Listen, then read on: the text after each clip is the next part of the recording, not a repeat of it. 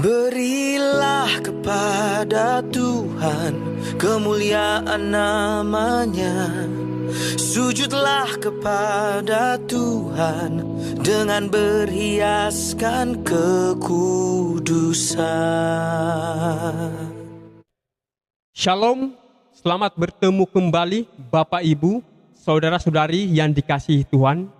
Kita bersyukur karena kita boleh bersekutu untuk menikmati firman Tuhan melalui saluran Story of Rohani Channel. Pelajaran kita kali ini datang dari satu pertanyaan yang diajukan oleh saudara kita. Namanya April Don, itu nama emailnya. Dia bertanya, apakah boleh jemaat yang masih melakukan dosa sengaja ataupun tidak sengaja, baik itu dosa kecemaran, iri hati, berdusta, merokok, dan dosa lainnya, mengikuti perjamuan kudus? Terima kasih atas pertanyaan yang sangat baik ini. Karena melalui pertanyaan ini, kita boleh belajar bersama-sama dari firman Tuhan.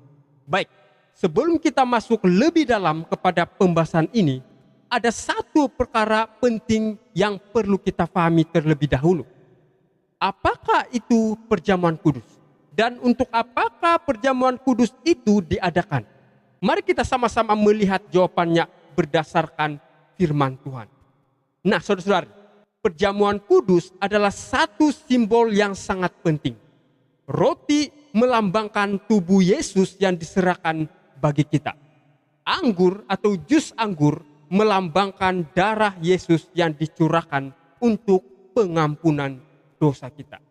Yesus sendiri yang menetapkan hal ini dalam Lukas 22 ayat 19. Lalu ia mengambil roti, mengucap syukur, memecah-mecahkannya dan memberikannya kepada mereka. Katanya, inilah tubuhku yang diserahkan bagi kamu. Ayat 20 katakan, demikian juga dibuatnya dengan cawan sesudah makan. Ia berkata, cawan ini adalah perjanjian baru oleh darahku yang ditumpahkan bagi kamu. Dan perhatikan bagian akhir dari ayat 19. Yesus katakan, perbuatlah ini menjadi apa? Menjadi peringatan akan aku. Jadi jelas di sini saudara-saudari, perjamuan kudus adalah perintah langsung dari Yesus. Tapi untuk apa perjamuan kudus diadakan? Pertama, mengingat pengorbanan Yesus. Kedua, pembaharuan hubungan dengan Tuhan. Ketiga, lambang persekutuan, unity. Dan yang keempat, menantikan kedatangan Yesus. Alkitab berkata dalam 1 Korintus 11 ayat 26, sebab setiap kali kamu makan roti ini dan minum cawan ini, kamu memberitakan kematian Tuhan sampai ia apa? Sampai ia datang. Jadi artinya perjamuan kudus juga menunjuk ke masa depan. Yesus akan datang kembali. Jadi berbalik pada pertanyaan saudara tadi, apakah jemaat yang masih berbuat dosa boleh mengambil bagian dalam perjamuan kudus? Saudara-saudari, perjamuan kudus bukan untuk orang yang merasa sudah suci.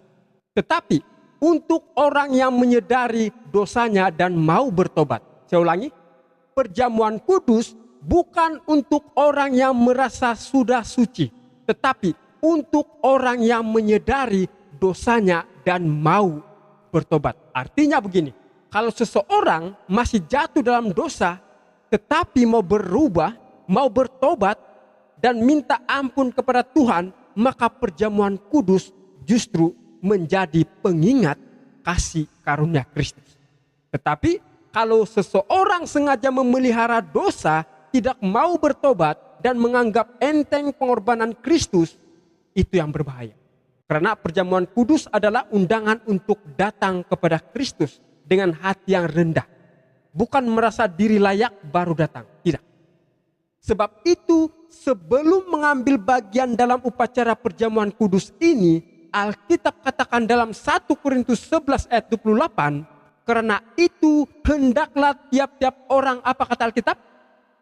Menguji dirinya sendiri dan baru sesudah itu ia makan roti dan minum dari cawan itu. Jadi bagaimana jika kita melihat seseorang yang mungkin masih melakukan kesalahan, tetapi dia tetap mengikuti perjamuan kudus. Saudara-saudari, dalam situasi seperti ini, kita sebagai jemaat tidak perlu menyelidiki kehidupan orang lain. Tidak perlu kita sibuk ingin mengetahui dosa atau gaya hidup seseorang. Mengapa? Karena itu adalah urusan pribadi antara dia dengan Tuhan. Kita tidak boleh berkata kepada orang lain, "Hei, kenapa kamu ikut perjamuan kudus? Bukankah kamu ada buat salah semalam? Bukankah kamu masih berdosa?" Saudara-saudari, itu adalah urusan pribadi antara dia dengan Tuhan. Kita pun ada urusan pribadi kita sendiri dengan Tuhan. Kita tidak dipanggil untuk mencampuri atau menghakimi kehidupan orang lain. Perjamuan kudus bukan tempat untuk kita menilai orang lain, tetapi tempat untuk kita merenungkan diri sendiri di hadapan Tuhan. Saudara-saudari, jika kita melihat dalam Injil, Yesus sendiri tidak menghalang Yudas untuk mengambil bagian dalam perjamuan itu kan. Yesus tidak berkata kepada Yudas, "Yudas, kamu harus mengaku dosa dulu, baru saya beri roti dan cawan ini." Tidak. Walaupun Yesus tahu apa yang ada di dalam hati Yudas, bahkan tahu bahwa Yudas sedang bergumul dengan dosa, Yesus tetap mengizinkannya ikut dalam perjamuan kudus itu kan. Jadi dari sini kita boleh memahami satu kebenaran yang sangat penting. Perjamuan kudus adalah panggilan untuk bertobat, bukan ganjaran bagi orang yang sudah sempurna.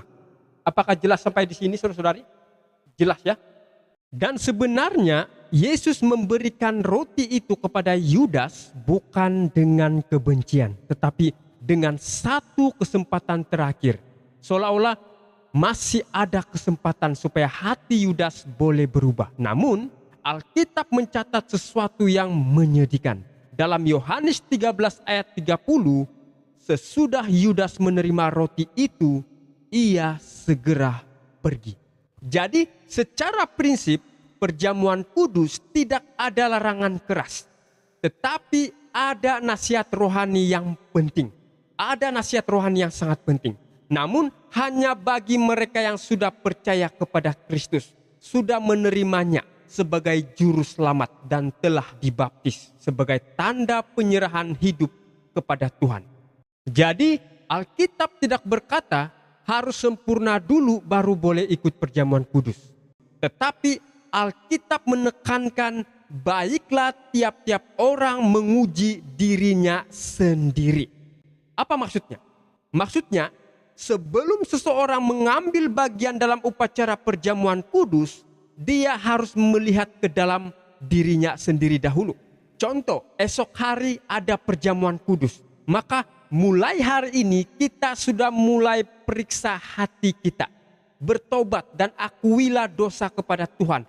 Periksa hubungan kita dengan orang lain. Kalau ada sakit hati, konflik, tidak mengampuni, ini waktu untuk berdamai. Dan datanglah kepada Tuhan esoknya dengan hati yang sudah dipersiapkan, penuh pertobatan, hormat dan syukur atas pengorbanan Kristus. Karena jika seseorang mengambil roti dan anggur tanpa memeriksa dirinya, firman Tuhan memberi amaran dalam 1 Korintus 11 ayat 29, karena barang siapa makan dan minum tanpa mengakui tubuh Tuhan, ia mendatangkan apa? Ia mendatangkan hukuman atas dirinya. Namun Alkitab juga memberi pengharapan dan jalan yang benar. Dalam 1 Korintus 11 ayat 31, kalau kita menguji diri kita sendiri, hukuman tidak apa? Tidak menimpa kita. Sampai jumpa di pelajaran berikutnya. Tuhan Yesus memberkati kita semua. Amin.